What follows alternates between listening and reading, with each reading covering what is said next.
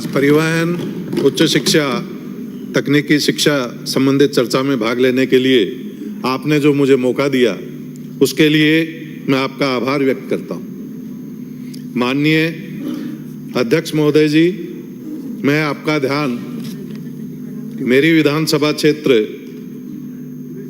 के लोगों को आवागमन परिवहन संबंधी जो समस्याएं हैं उनके बारे में आपका ध्यान केंद्रित चाहूँगा। माननीय अध्यक्ष महोदय, पिछले कुछ समय से राजस्थान रोडवेज की बसें पर्याप्त संख्या में नहीं है और जो बसें चल रही है उनकी भी जो फिटनेस है वो स्तरीय नहीं है। मैं माननीय उप मुख्यमंत्री जी से कहना चाहूँगा कि मुझे कई बार ये लगता है कि इन बसों की फिटनेस में ये सरकारी निगम होने की वजह से शिथिलता दी जाती है, नहीं तो कई बस ऐसे कंडीशन की लगती हैं कि वो सड़कों पर नहीं होनी चाहिए और बसों की कंडीशन खराब होने के कारण कई एक्सीडेंट भी सामने आते हैं। देखते हैं कि कईयों में ब्रेक टाइम पे नहीं लगता है, टायर कमज़ोर होते हैं और क्लच ब्रेक सभी समस्याएं बसों की बहुत गंभीर समस्या है और जो बसें चलती हैं वो साफ सुथरी भी नहीं रहती हैं। माननीय, मेरे विधानसभा क्षेत्र में दो उपखंड हैं, एक बानसूर है, दूसरा नारायणपुर है। बानसूर में आज से 10 साल पहले जब पहले भाजपा सरकार थी, अलवर सीकर की बहुत बसें चलती थी और उसमें पर्याप्त भार होता था, लेकिन वो बसें पिछले 5 सालों में दिखाई नहीं दी और आजकल जो कोटपुतली अलवर की बसें चलती है उसमें भी भारी कटौती देखने को मिल रही है। तो मेरा आपसे ये निवेदन है कि हमारा जो कोटपुतली से और अलवर का, या तो बच्चे हमारे कोटपुतली पढ़ते हैं या अलवर पढ़ते हैं और बानसूर हमारा बीच का सेंटर है, तो वहाँ के लिए पर्याप्त संख्या में बसें उपलब्ध कराई जाएं। इसके साथ ही मेरे क्षेत्र से जयपुर भी आने वाले लोगों की संख्या प्रतिदिन काफ़ी रहती है और जो नारायणपुर के लिए जयपुर से बसें जाती हैं वो 4:15 बजे चांदी की टकसाल से चलकर लगभग 7 बजे नारायणपुर पहुंचती है, लेकिन ऑफिस का टाइम आमतौर पर 6 बजे तक होता है और बाजार भी 6-7 बजे तक कोई व्यक्ति अगर गांव से चलकर आता है तो उसको इतना टाइम लग जाता है।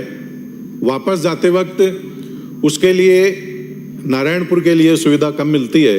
जो अलवर बसें जाती हैं वो वाया थानागाजी होकर जाती हैं और व्यक्ति को घाटा बांदरोल में उतरकर वहाँ किसी प्राइवेट व्हीकल को मैनेज करना पड़ता है और नारायणपुर के आसपास की हमारी लगभग 20-25 पंचायतें जयपुर से कट जाती। मैं आपसे निवेदन करना चाहता हूँ कि शाम को 5 बजे के बाद 6 से 8 बजे तक जयपुर से अलवर जाने वाली कम से कम 3 बसों को वाया नारायणपुर निकाला जाए, ताकि नारायणपुर और उस क्षेत्र के पास में आने वाले तकरीबन 2 दर्जन गांवों के लोगों को परेशानी का सामना नहीं उठाना पड़े। इसके साथ ही हमारे यहाँ नारायणपुर से कोटपुतली जो वाया कराना होकर रास्ता है, इस पर भी बसों की काफ़ी कमी है।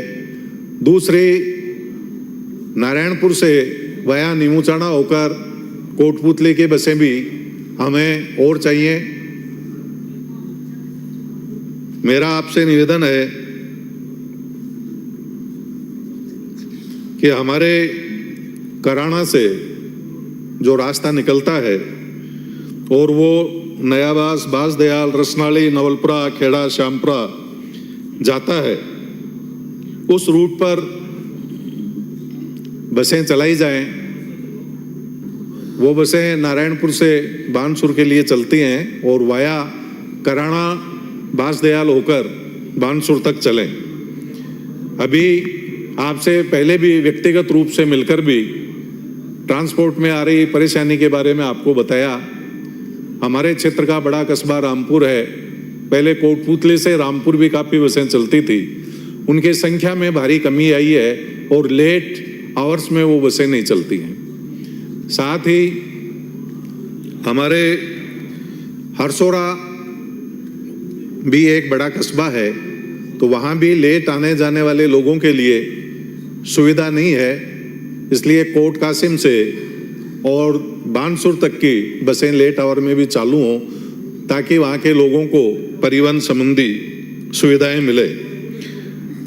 माननीय उप मुख्यमंत्री जी, इस सदन के माध्यम से मैं आपको अवगत कराना चाहूँगा कि हमारे क्षेत्र, मेरा जो जिला अभी वर्तमान कोटपुतली, इसमें तकरीबन सारे ओवरलोड व्हीकल चलते हैं और प्रतिदिन 1600 ट्रक प्रतिदिन किसी न किसी जगह वाया कोटपुतली होकर निकलते हैं, जिनमें 60 टन से लेकर 100 टन तक माल होता है, जो कानूनी रूप से भी सही नहीं है। एक्सीडेंट भी होते हैं, बड़े खतरनाक तरीके से चलते हैं, रोडें टूटती हैं और कहीं न कहीं आरटीओ डीटीओ उनको परेशान करते हैं। तो मैं आपसे निवेदन करना चाहता हूं कि या तो इनको रेगुलर कर दिया जाए या इनका सख्ती से पालन कराया जाए, क्योंकि चलवाते भी कहीं न कहीं सरकार की उपेक्षा होती है उसमें, और रोकने में उसका टॉर्चर होता है और उसको कोई फायदा नहीं होता। फायदा कंज्यूमर को होता है और ट्रांसपोर्ट वाले को बड़ी तकलीफ होती है। माननीय बिराजी 2 मिनट सर। माननीय, मेरे जो पॉलिटेक्निक कॉलेज नारायणपुर और बानसूर में नहीं है, उनके लिए मैं आपसे निवेदन करूंगा। साथ ही हमारे नारायणपुर में जो बच्चियों का कॉलेज जो बन रहा था, वो कॉलेज अलॉटमेंट कॉलेज को हो गया, लेकिन वो जमीन पीडब्ल्यूडी को नहीं दी जा रही है और वहाँ एक भी सरकारी नियोक्ता नहीं है, सारे ही विद्यामित्र से लगे हुए हैं और सब्जेक्ट भी कम है। वहाँ इकोनॉमिक्स का खोला जाना बहुत ज़रूरी है।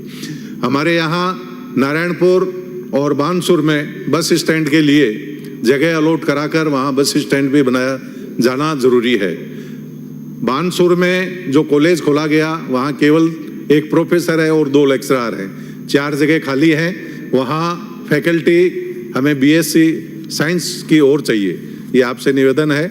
और पोस्ट ग्रेजुएशन में आर्ट्स के सारे सब्जेक्ट चाहिए। सेव करें प्लीज। आपका श्री अभिमन्यु, मैं बहुत बहुत धन्यवाद व्यक्त करता हूं, आपने मुझे बोलने का समय दिया। धन्यवाद अध्यक्ष जी, आपने मांग संख्या 22, 24, 62 पर मुझे बोलने का मौका दिया।